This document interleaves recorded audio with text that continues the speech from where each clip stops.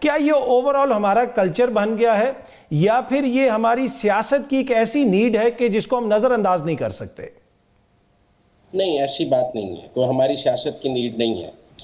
90 کی دہائی میں ایسا ہوا، لیکن پھر دونوں بڑی سیاسی جماعتوں نے چارٹر آف ڈیموکریسی کیا اور آپس میں کچھ رولز آف دی گیم طے بھی کیے کہ کس طرح زندگی میں آخر سیاست کرنی ہے۔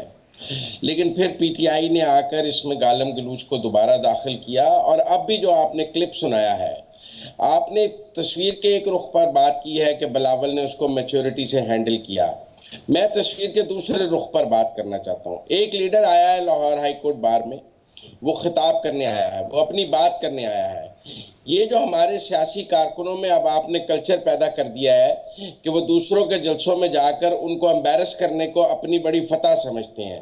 آپ یہ لندن کی سڑکوں پر دیکھ لیں، آپ یہ کوئی لیڈر آپ کو ایئرپورٹ پہ نظر آ جائے، کوئی سڑک پر نظر آ جائے، کوئی بازار میں نظر آ جائے، ہاتھ میں موبائل پکڑا، اس کو امبیرس کرنے کے لیے نعرے لگانے شروع کر دیے۔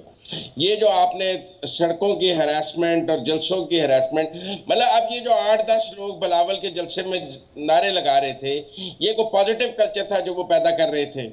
وہ نہیں سننا چاہتے، وہ عمران خان کے حامی ہیں، وہ وہاں نہ جاتے تقریر سننے، لیکن وہاں جا کے بلاول کو امبیرس کرنے کا جو کلچر ہے، اس نے پاکستان کے کلچر کو پریوٹ کیا ہے۔ ہم اس طرف زیادہ نشاندہی کرنی چاہیے کہ یہ جو یوتھی وہاں پہنچے، عمران خان جو انہوں نے تمغہ جرأت اور حسن کارکردگی حاصل کیا ہے بلاول کے جلسے میں جا کے نعرے لگا کر، وہ کوئی پاکستان کا مثبت چہرہ نہیں ہے، یہ نیگیٹو چہرہ ہے پاکستان کا، جو ایک سیاسی جماعت مسلسل پھیلا رہی ہے۔ ہم نے اس کو سڑکوں پہ دیکھا ہے، ایئرپورٹس پہ دیکھا ہے، بیرون ملک دیکھا ہے، مسجد نبوی میں دیکھا ہے، ہر جگہ دیکھا ہے کہ وہ اس سے باز نہیں آ رہے۔ اور آج بھی جب وہ جماعت 9 مئی کے بعد مشکلات کا شکار ہے، قانون کے کٹہرے میں ہے، آپ ان کے کارکن کو دیکھیں کہ وہ دوسرے کو امبیرس کرنے کے لیے وہاں پہنچ جاتے ہیں اور پھر اس کو اپنا فتح کا جشن مناتے ہیں۔ بڑے امپورٹنٹ پوائنٹس آپ نے اٹھائے، لیکن obviously کہ یہ کسی ایک جماعت تک تو محدود نہیں ہے نا۔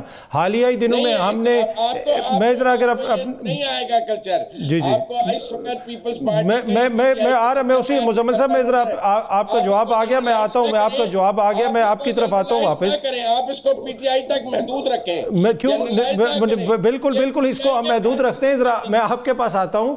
مسئلہ یہ ہے کہ میری یا آپ کی خواہش کے مطابق تو نہیں، پر جو کچھ ہو رہا ہے ہم نے تو اس کو رپورٹ کرنا ہے۔ کیا میاں صاحب نے آ کے خواتین کو ٹارگٹ نہیں کیا؟ میاں صاحب نے خواتین کو ٹارگٹ نہیں کیا، وہ پیٹ غلط ہوا ہے، وہی میں کہہ رہا ہوں نا۔ تو وہ اوور آل ہمیں پکچر دیکھنی پڑے گی نا۔ اگر ہم بھی پک اینڈ چوز کرنا شروع کر دیں گے تو پھر تو ہم اسی کی سائیکل کے اندر چلتے رہیں گے کہ ایک کو برا کہتے رہیں گے یا دوسرے کو کہتے رہیں گے۔ ہمیں اوور آل یہ کلچر پروموٹ کرنا چاہیے۔ اچھا، میں مزمل صاحب میں آتا ہوں آپ کی طرف نا، ذرا مجھے بات تو مکمل کرنے دینا مزمل صاحب۔ نون لیگ کے اندر سے اس طرح کی خبریں آ رہی ہیں کہ ان کے کچھ لیڈران ناراض ہیں کہ ہمیں ٹکٹ نہیں دیا جا رہا۔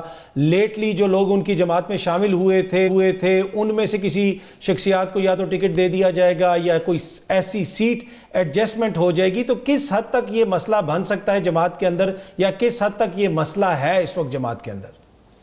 لیکن جی 4-5 سیٹوں کا یہ مسئلہ ہے، زیادہ تو نہیں ہے۔ جیلم میں فاروق صاحب کی سیٹ کا مسئلہ ہے، وہاں بلال کیانی صاحب امیدوار ہیں۔ ادھر تو ندیم خادم صاحب بھی ہیں نا، پہلے کے ایک اور بھی ہیں ان کے، وہ ندیم خادم صاحب۔ جی ہاں، تو اب بلال کیانی بھی اب کینڈیڈیٹ ہیں اور فاروق بھی ادھر آئے ہیں۔ پھر طلال چودھری والے حلقے میں نواب شیر وسیر صاحب کا ہے، بہاولپور میں طارق بشیر چیمہ صاحب کا یہی معاملہ ہے۔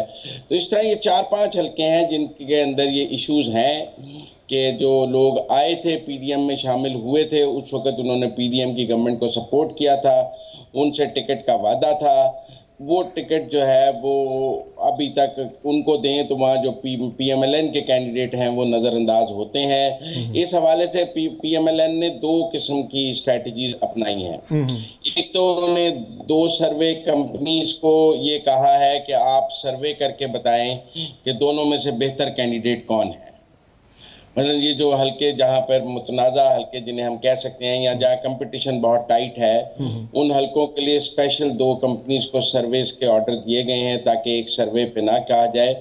اور ان وہ جو سروے ہوگا مزمل صاحب، یہ سروے صرف اپنی جماعت تک ہوگا یا اوور آل وہ حلقے کا سروے کریں گے کہ کون سی جماعت آگے ہے، یہ کینڈیڈیٹ کی حد تک ہوگا؟ نہیں، وہ اپنے جو کینڈیڈیٹس نے ان سے ٹکٹ لیا ہے ان کا سروے کریں گے کہ ان میں سے بہتر کینڈیڈیٹ کون ہے۔ ٹھیک۔ آپ سمجھے کہ وہ ٹکٹ کس کو دیں, دونوں میں سے بہتر کینڈیڈیٹ کون ہے, کس کے زیادہ بہتر چانسز ہیں, دونوں میں سے مضبوط امیدوار کون ہے, تاکہ جب فائنل فیصلے کے وقت وہ سروے کی بھی اپنی ایک پوزیشن ہوگی کہ حلقے میں کس کی پوزیشن زیادہ بہتر ہے جیتنے کے لیے. تو ابھی یہ جو 5 حلقے ہیں ان کا ڈسپیوٹ چل رہا ہے, اس کے لیے پارٹی کو سولوشن ڈھونڈنے کی پی ایم ایل این ڈھونڈ رہی ہے. اس میں سرویز بھی ایک سولوشن کے طور پہ سامنے آئے ہیں کہ ایک نہیں 2 سروے کروا لیے جائیں. اس سے مزمل صاحب, اس سے کیا نون لیگ کی حلقوں کے اندر سیاست متاثر ہو رہی ہے؟ لاہور کے حلقے بھی ہیں, دیگر حلقے بھی ہیں, وہاں سے خبریں اس طرح آ رہی ہیں, اس لیے کہ جو آئی پی پی کی سینئر قیادت ہے اس میں علیم خان صاحب وہ لاہور سے الیکشن لڑنا چاہتے ہیں. نون لیگ کی مدد کے بغیر ان کے لیے سیٹ نکالنا تو بڑا مشکل ہو جائے گا, پھر نون لیگ کے کسی نہ کسی لیڈر کو اپنی سیٹ چھوڑنی پڑے گی. تو یہ کس حد تک جماعت کو امپیکٹ کر سکتا ہے یہ سارا معاملہ؟ دیکھیں, آپ نے ابھی پہلے حصے میں بات کی کہ صادق سنجرانی صاحب سینٹ چھوڑ کے قومی اسمبلی کا الیکشن لڑنا چاہ رہے ہیں. دیکھیں, مارچ میں کافی سینیٹرز آدھی سینٹ فارغ ہو رہی ہے, تو بہت سارے سینیٹرز کو آگے سینٹ میں اگر اپنا مستقبل نظر نہیں آ رہا. وہ جس جماعت جو باپ پارٹی ہے وہ اس شکل میں ہی نہیں رہی جس شکل میں 2018 میں تھی یا 21 میں تھی. تو اب باپ پارٹی کے سینیٹرز دوبارہ باپ پارٹی سے سینیٹر تو نہیں ہو سکتے. جام کمال ادھر آ گئے ہیں, بزنجو صاحب ادھر چلے گئے ہیں, تو اس کی تو حالت بہت خراب ہو گئی ہے. لہذا وہ سب اپنا اپنا آگے پولیٹیکل فیوچر دیکھ رہے ہیں, اس میں قومی اسمبلی کا انتخاب بھی ہے.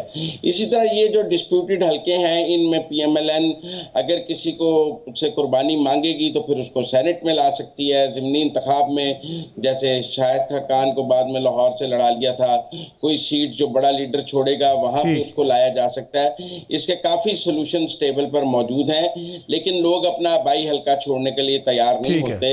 ان کو آپ جو کچھ بھی آفر کر دیں, لہذا پہلی ہار کی کوشش ہوتی ہے کہ اس کو اس کے آبائی حلقے سے ٹکٹ دیا جائے. تو یہ اب اگلے چند دنوں میں اس پر فیصلہ ہو جائے گا. ٹھیک. اچھا حیدر وحید صاحب, obviously جس طرح